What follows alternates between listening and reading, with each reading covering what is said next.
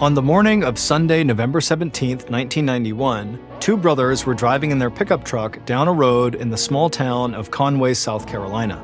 The older brother was driving, and the younger brother was looking out the window at the surrounding woods, looking for the perfect spot to set up to go deer hunting.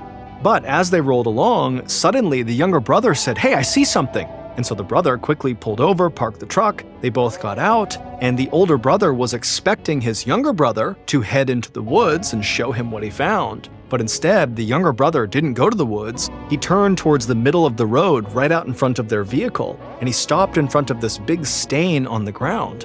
When the older brother walked up next to him, they both looked down and they could tell this was a huge pool of dried blood. In fact, there was so much blood that the brothers thought maybe a big predator had attacked a deer, and they worried that this big predator might still be close by. But then the brothers noticed a trail of blood leading away from the center of the road into a ditch nearby. So they followed the blood trail, they reached the ditch, and they stared down into it. Seconds later, the brothers were running for their truck so they could go alert police. But before we get into that story, if you're a fan of the strange, dark, and mysterious delivered in story format, then you've come to the right podcast because that's all we do, and we upload twice a week, once on Monday and once on Thursday. So, if that's of interest to you, please offer to fill up the ice tray for the Amazon Music follow button, but instead of water, use bleach. Okay, let's get into today's story.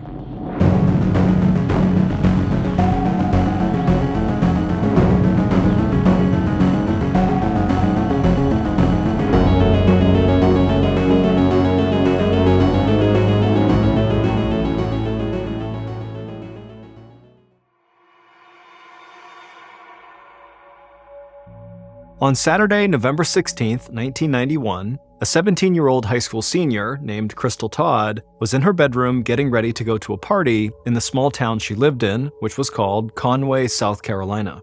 Crystal looked at herself in the mirror and put the finishing touches on her makeup. Then she stepped back to get a full view of herself. She was wearing a print shirt, jeans, brown leather shoes, and her favorite brown leather jacket. And in the mirror, her blue eyes shined. Her mom always told her that her eyes were bluer than the sky, and they lit up any room she walked into. After checking herself over a few more times, Crystal felt happy with how she looked, and she was about to head out for the night when the phone in her bedroom started to ring. She answered it, but right away she wished that she hadn't. A young man named Davey, who Crystal had gone out with on a few dates, was the caller. Crystal had told Davey that she did not want to see him anymore, but clearly he had not gotten the message. Davey asked Crystal if she wanted to go out with him that night, but Crystal said she already had plans, so she couldn't. So Davey said, "Okay, well, can we get together another time soon?" Crystal had always been taught to be polite, so she took a deep breath and in a sweet voice told Davey again that she did not think they should see each other anymore, but she hoped they could still be friends. Then Crystal hung up the phone, grabbed her purse, and headed into the living room where her mom was sitting on the couch. She told her mom that she was going out and gave her a hug. Her mom reminded her to be home by 12:30, and Crystal just smiled and nodded. Crystal almost never missed her curfew, and even if she was going to be home just a few minutes late, she always called her mom ahead of time to let her know. So Crystal said goodbye to her mom and stepped outside onto the large wooden porch in front of their traditional country-style house. Then Crystal walked across the yard to her new blue Toyota Celica car parked out front. She climbed into the driver's seat, started the car, and immediately felt a rush of excitement. Crystal loved this car. It had been an early graduation present from her mom. Her mom had even gotten her vanity license plates that read, "C. Todd." Crystal leaned across the passenger seat, opened up the glove compartment, and grabbed a cassette tape from inside. She put the tape into her stereo, turned the music up loud, and then pulled away from her house and turned onto a tree-lined road that led toward the center of town. Just being behind the wheel of her beautiful new car gave Crystal a sense of freedom that she rarely felt in this small town where almost everyone knew everyone else's business. And as she drove, she looked out at the dense woods that surrounded most of Conway and thought about what her life would be like once she finally left her hometown. Crystal loved her mom and her friends, but she dreamed of driving her new car out of Conway and going to college in another city where she could finally meet some new people and have some new experiences. Crystal finally reached the center of town and drove past the shopping mall and a few fast food restaurants. Then she turned onto a side road, and after following that road for a few miles, she arrived at the house where the party was going to be that night. When Crystal stepped inside the house was already packed with teenagers, and music was blaring from the stereo. One of Crystal's friends immediately came up to her and asked if she was meeting Davey there. Crystal frowned and said no, she was not, and she actually hoped Davey would not show up to this party at all. But Crystal would tell this friend that there actually was another guy Crystal was hoping to see at this party. But when Crystal's friend asked her who this guy was, Crystal just smiled and didn't say anything, like she was keeping a big secret. Then Crystal poured herself a beer into a red plastic cup and stepped away into the crowded living room. Crystal was fairly short. She was only 5 foot 3 inches tall, so once she was in the room, she got up on her toes and craned her neck to see over everybody in the room, but she didn't see the guy she was hoping to see. So she weaved her way through the crowd and found her way to the living room couch. For the next couple of hours, Crystal sat right there drinking a beer, periodically scanning the crowd in hopes of seeing this new guy, but he never appeared. And as Crystal scanned the room that night, she started to become more and more aware of all the happy couples dancing and talking to each other, and it started to make her feel really lonely. And as she started to feel lonely, she suddenly wished that her really good friend, Ken Register, had been there that night. Ken and Crystal had been friends since they were kids, and whenever they were together, Crystal never seemed to get bored. But Ken had graduated a year earlier, and he made it a point now not to hang out at high school parties. Finally, at around 11 p.m., when still this guy had not shown up to the party, Crystal got up from the couch, she made her rounds around the house saying goodbye to her friends, and then she headed back outside. The music from the party faded as she got into her blue car, and then after firing up the engine, she began driving back toward the center of town along the dark road. After a few minutes, Crystal passed the mall's brightly lit parking lot and then glanced at the clock on her dashboard. It was only 11:15, which meant she had a little over an hour before she had to be home for curfew. And Crystal was not about to waste an hour of freedom, so she decided she would at least go out and get some fast food before heading home. After driving a little further down the road, in the direction of the nearest fast food restaurant, Crystal eased off the gas and stopped at a traffic light. She turned up her music even louder and started singing out loud, but then she heard a car horn blaring over the music. She thought she must have missed the green light, but when she looked up, she saw it was still red. She heard the horn again and realized the car that was honking was right next to her. Crystal looked out her passenger side window at this other car, and when she saw who was driving it, she immediately smiled and waved, and the other driver rolled down their window, and Crystal did the same. She rolled down her passenger side window. Then the other driver, while shouting over the music, asked if Crystal wanted to hang out. Crystal's smile instantly grew much wider, and she said yes, definitely. She had about an hour until she had to go home. A moment later, the light turned green, so Crystal drove forward and pulled into the parking lot of a nearby middle school and parked. The other driver followed her. Crystal grabbed her keys and got out of her car, but left her purse behind. Then she made her way over to this other driver's car, she hopped in the passenger seat, and they took off. At 1 a.m. on November 17th, so about 2 hours after Crystal had left that party, her friend, Ken Register, who she had hoped would be at that party with her, was getting ready for bed. Ken had worked his construction job all week and then spent the previous night with his girlfriend at the go-kart track. He was exhausted and he knew he still had to get up early for church. But before he could lie down in bed, his telephone rang. He figured it must be his girlfriend calling to say goodnight, so he reached over and grabbed the phone, but right away he knew it was not his girlfriend and something was terribly wrong. Crystal's mom was the one calling him, and she was frantic. She said Crystal still was not home and had not called her to say she'd be late. And so Crystal's mom asked Ken if he knew where she was or if he had seen her that night. Ken told her that he had not been with Crystal that night, so he didn't know where she was, but he reassured her that, Crystal was probably just out with friends and had lost track of time and would be home soon. But nothing Ken said seemed to calm Crystal's mother down. Instead, she just kept saying, "Ken, I really think something is wrong. She's never late. And if she's going to be, she always calls." And so Ken, who had known Crystal's mom since he was a little kid and could really tell this was a crisis point for her, he told her, "Look, I'll call the 2 closest hospitals and see if maybe she's in one of those. And so Crystal's mom thanked Ken, and he told her he would call her right back after he called the hospitals. After Ken hung up with Crystal's mom, he would call both hospitals, but neither had any records of Crystal ever having come in that night. So Ken called Crystal's mom back and gave her the news, but he told her again that, Crystal was fine. She likely just lost track of time, or maybe she got sucked into dropping someone off who lived far away, but don't worry, she'll be home, everything's fine. Crystal's mom was not buying it, but she did say to Ken that while he was calling the hospitals, she had called the police, and they too told her that this did not seem like a big deal, and that likely Crystal would be home soon.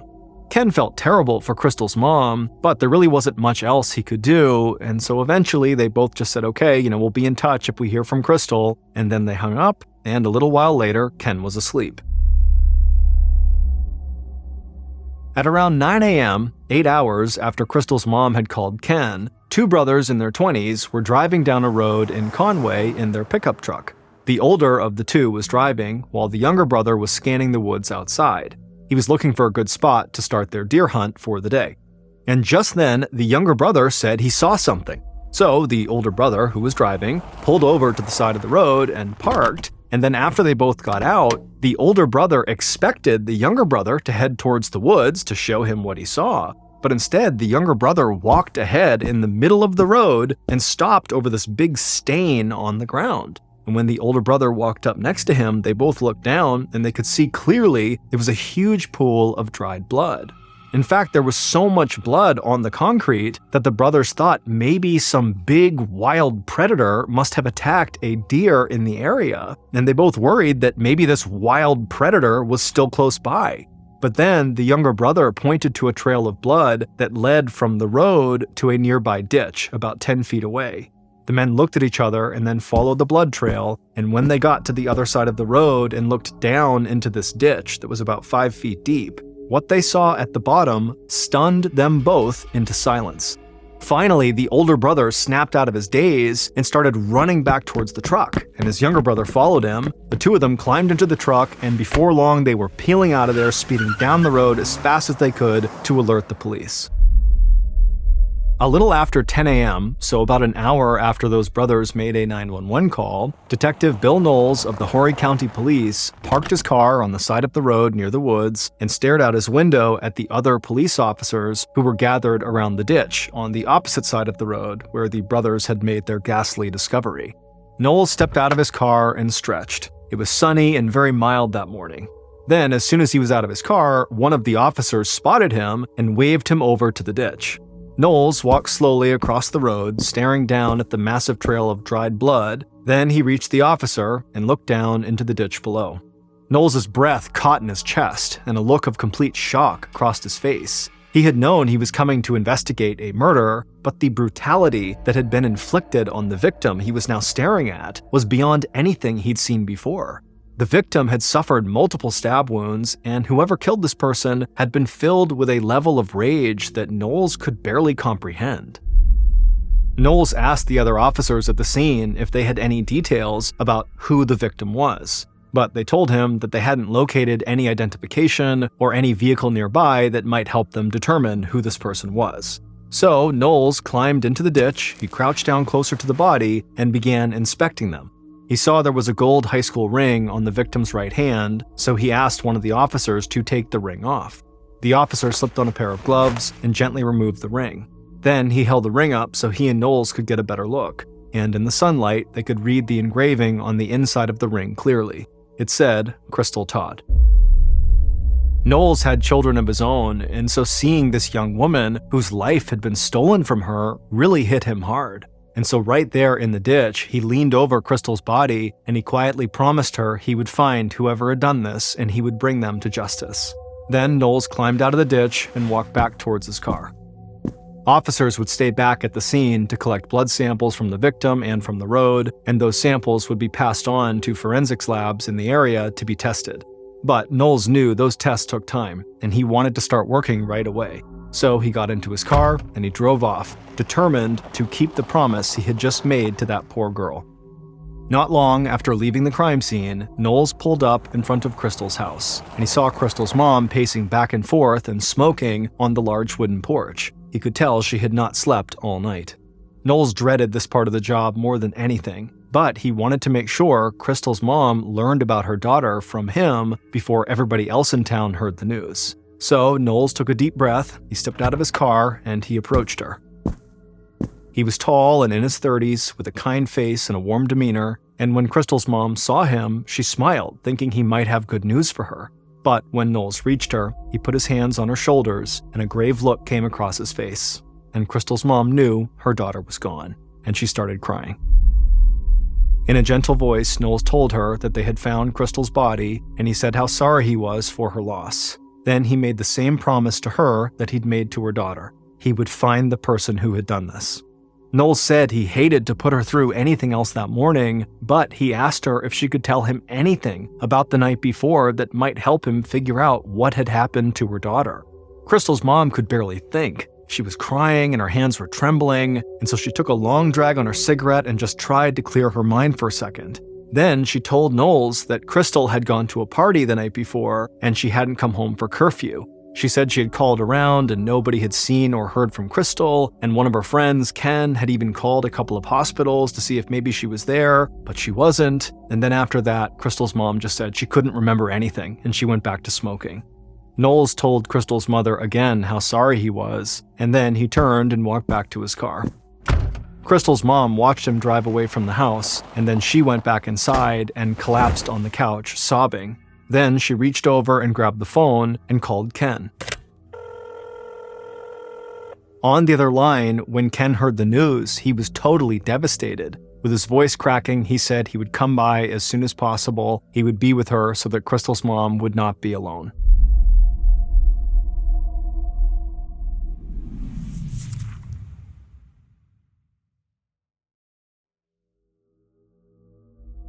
Not long after Knowles left Crystal's house, he got word that Crystal's car had been located. It was found in the middle school parking lot. So Knowles headed in that direction. When he arrived, he met several other officers in that parking lot, and he hoped Crystal's car could offer some clues as to what happened. The thing that struck Knowles immediately about the car was that there was no sign of a break-in or a struggle, and Crystal's purse was still in the passenger seat. To Knowles, that indicated that Crystal had parked there under her own free will, and that her murder had likely not been the result of a robbery. Knowles hoped that Crystal's friends might be able to shed some light on how Crystal had gotten from her car in the middle school parking lot to the road where her body had been found. And he knew on Sunday evenings, almost all of the teenagers in town got together to hang out in the mall parking lot. So later that day, as the sun started to set over the woods, Knowles headed to the mall. By the time he got there, news of Crystal's murder had spread all through town, and the local teenagers had gathered together at the mall, just like Knowles figured they would. But instead of making plans or talking about school, the teenagers were discussing what had happened to their friend Crystal. Knowles parked his car, stepped outside, and walked towards a group of kids who were leaning against a car nearby. He introduced himself and asked if any of them had known Crystal. He was not surprised that basically all of them said they either knew her well or had at least spent some time with her in school.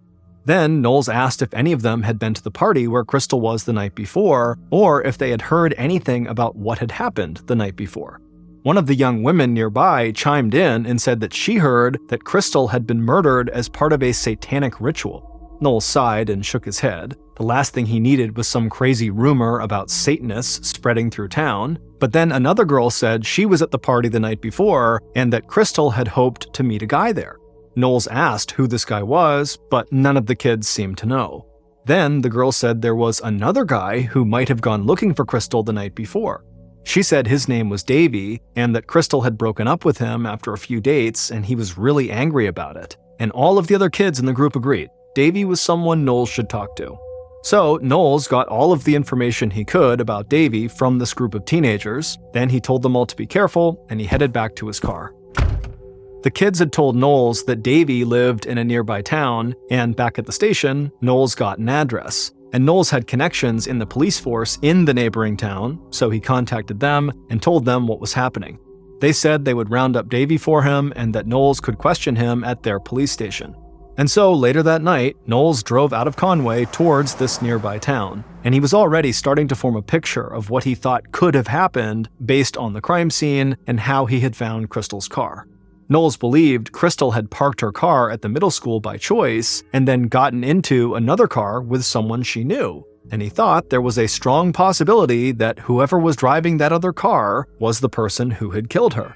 And considering the violence that had been inflicted on Crystal, Knowles thought he was most likely looking for a young man who was angry with her.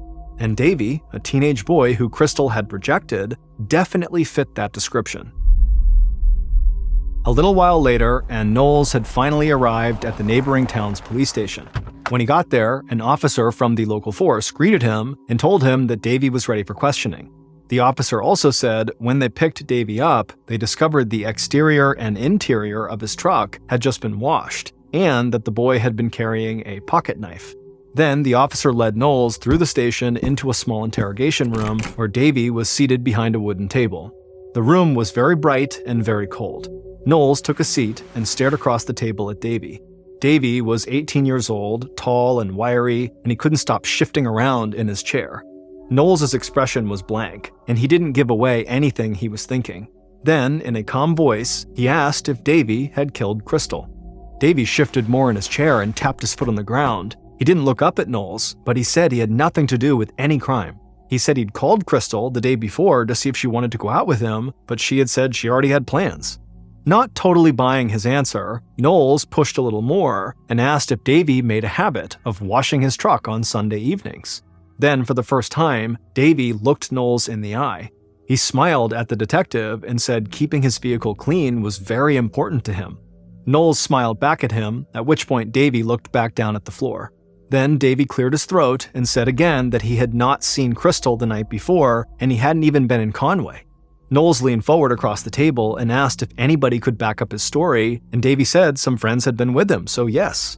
Davey fit Knowles' idea of the potential killer, but Knowles knew he still had to gather more information before he could determine Davey's guilt or innocence. The kid had been a little smug about cleaning his truck, but a lot of young men in the area went out of their way to keep their trucks looking really good. And Knowles knew a knife was most likely the murder weapon, but Davey carrying a pocket knife on him was not out of the ordinary because it was a pretty common practice amongst hunters and hikers in the area.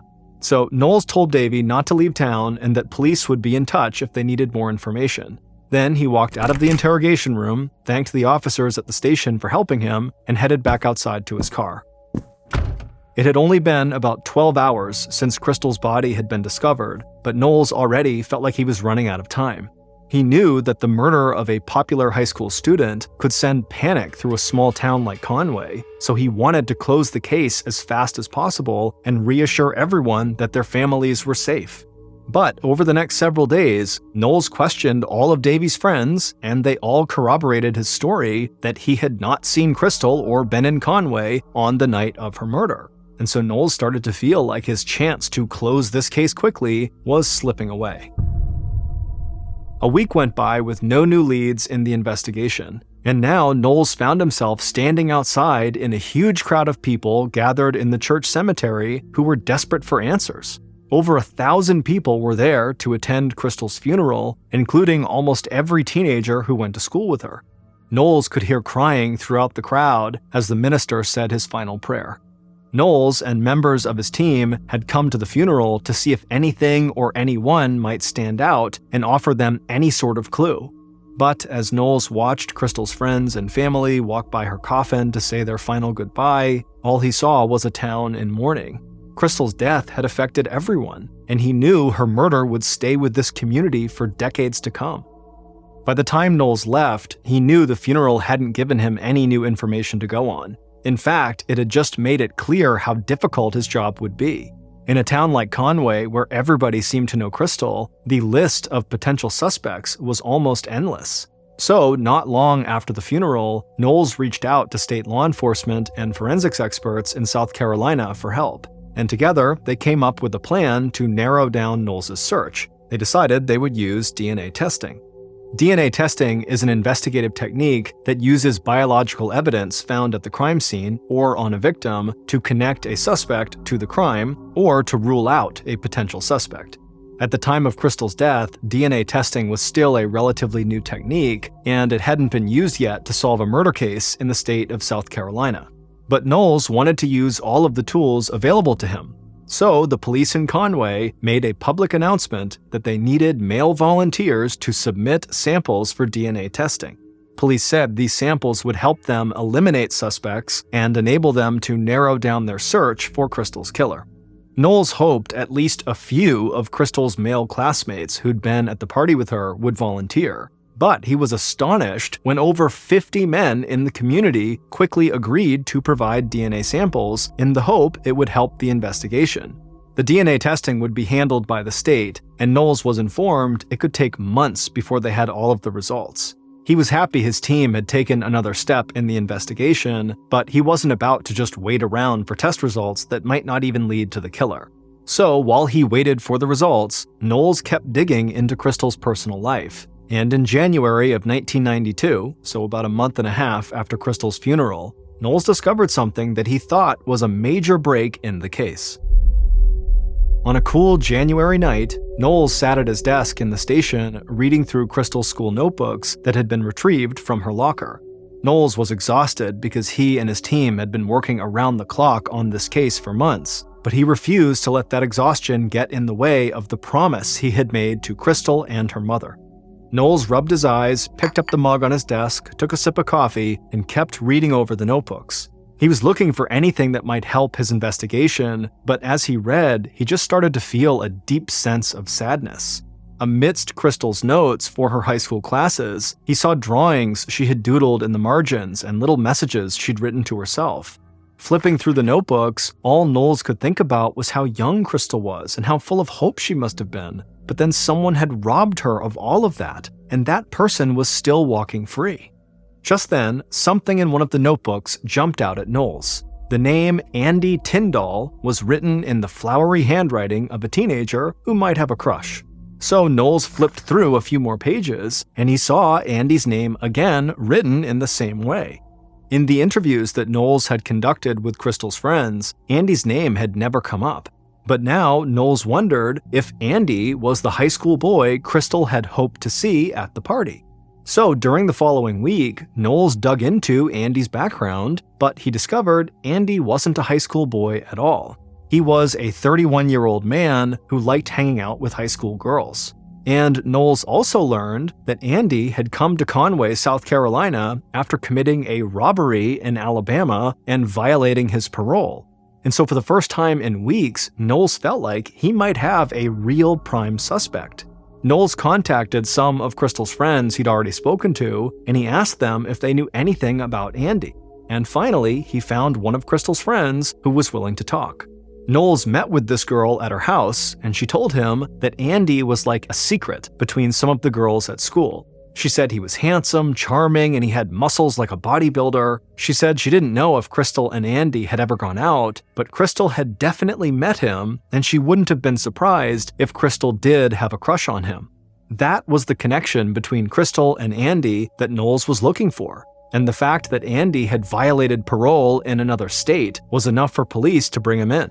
And so on January 21st, 1992, over 2 months after Crystal's murder, Knowles sat across from Andy in a small police interrogation room. But unlike Davey, the nervous teenage boy Knowles had questioned earlier in the investigation, Andy was totally calm and collected. Knowles stared at Andy across the table and asked him if he had killed Crystal. Andy didn't flinch. He just said he'd only met the girl one time, months before the murder, and had never seen her again. Knowles, who almost always kept his cool, started to get frustrated. He took a deep breath and he asked Andy why a 31-year-old man was hanging out with high school girls. But Andy said he had just talked to some of the high school girls when they'd ended up at the same events in town. Nothing more than that. Then Knowles took another breath and just stared at Andy, trying to get a read on him. Knowles wasn't sure if Andy was guilty, but his name was in Crystal's notebook and he was a known criminal, and Knowles didn't want to just let him walk. So Knowles leaned forward in his chair and asked if Andy would be willing to submit samples for DNA testing. Andy stared back at Knowles for a bit, and then in the same calm voice he'd had throughout the entire interview, he said he would do it. Andy's DNA samples would be added to the other DNA samples that state authorities were already testing from the volunteers around town. And in early February of 1992, almost 3 months after Crystal's murder, Knowles would finally see the results from those DNA tests. And Knowles' theory that the killer was a man who felt Crystal had wronged him in some way would be proven true. And Knowles would rediscover a detail from his investigation that would solidify the killer's motive. Based on DNA test results, evidence collected at the murder scene, and interviews conducted throughout the investigation, here is a reconstruction of what police believe happened to Crystal Todd in the early morning hours of November 17, 1991. At about 11:15 p.m. on November 16th, Crystal's killer cruised down the tree-lined road that cut right through Conway in his blue Plymouth Sundance car.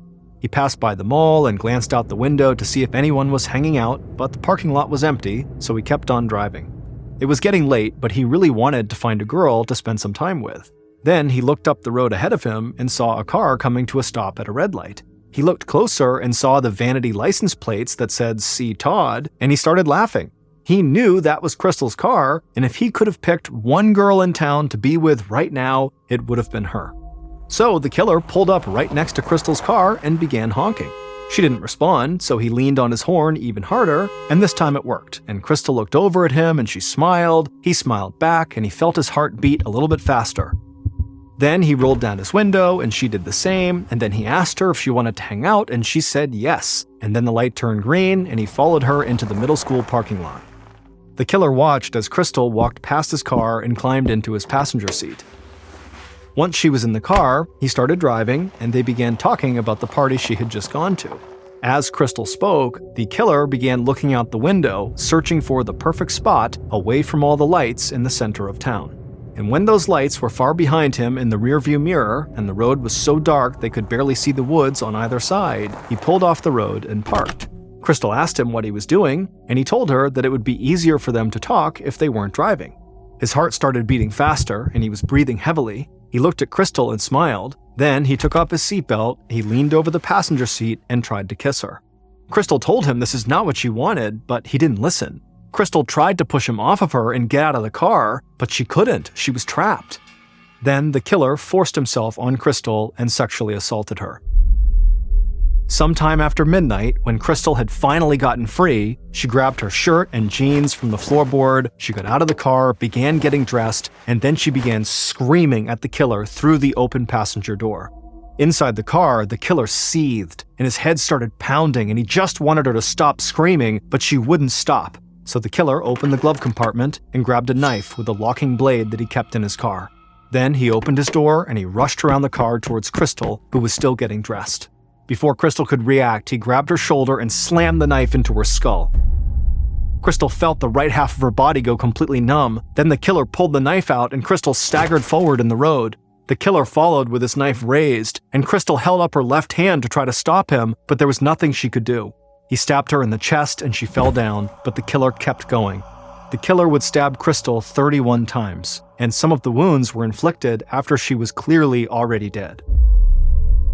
Finally, the killer stopped, looked at what he'd done, and started to panic. The road was dark, but in the moonlight, he could see where the road dropped into a ditch on the opposite side from where he had parked. So he grabbed Crystal under the arms, dragged her body across the road, and threw her in the ditch. Then he ran back to his car, slammed the door, and sped off down the road. And he didn't stop until he parked in front of his house. Before he got out, he looked over the car to see if there was anything Crystal had left behind, and he saw her keys on the floorboard of the passenger seat. He grabbed her keys, got out of the car, and ran across the porch to the front door. His hand was shaking, and his house key rattled the doorknob as he unlocked the door. Once he was inside, he ran to his room, and he hid Crystal's keys in a drawer. And when he looked down at his hands, he finally realized he was covered in blood. So he stripped down, ran to the bathroom, and took a shower. Afterwards, his hands were still trembling, but he was breathing a little easier. So he walked back to his bedroom and got dressed for bed. But before he could lie down, the phone rang. He figured it was his girlfriend calling to say goodnight, so he grabbed the phone. But when he answered, it was not his girlfriend, it was Crystal's mother, who was frantic because her daughter had not come home. Ken Register, who was one of Crystal's best friends since childhood, who was a pallbearer at Crystal's funeral, and who was the person who had comforted Crystal's mother after she found out her daughter had been killed, had been the one who murdered Crystal. It would turn out that Ken fit the description of the killer Knowles had first imagined, a young man who knew Crystal and who believed he had some reason to be angry with her. But the detail from early interviews that Knowles had rediscovered, the one that would clarify Ken's motive, was that Crystal and Ken had briefly dated years before the murder, and Crystal had broken up with him because she thought they were better off as friends. But Ken didn't see it that way, and he believed Crystal belonged to him. And his desire to have her for himself, no matter the cost, had grown over the years. And then, on the night of the murder, Ken was driving home from the go-kart track when he saw Crystal at the red light, and he decided that was the night they were going to be together. And when Crystal tried to push him off of her in the car, he flew into a violent rage. It would turn out Crystal's murder was the first murder case in South Carolina solved by using DNA evidence, because Ken had been one of the people in town who had quickly provided a DNA sample when police asked for volunteers, and Ken's DNA sample had linked him to the sexual assault and the murder. Ken would later suggest he had provided those samples despite being guilty because he didn't fully understand how DNA evidence could tie him to the crime. Ken would ultimately confess to the murder, he was found guilty, and he was sentenced to life in prison. Then, in 2022, over 30 years after the murder, Ken came up for parole. But Crystal's friends, who still missed her dearly, started a petition to have Ken's parole denied. And Ken eventually just waived his right to a parole hearing, and as of May 2023, he remains in prison.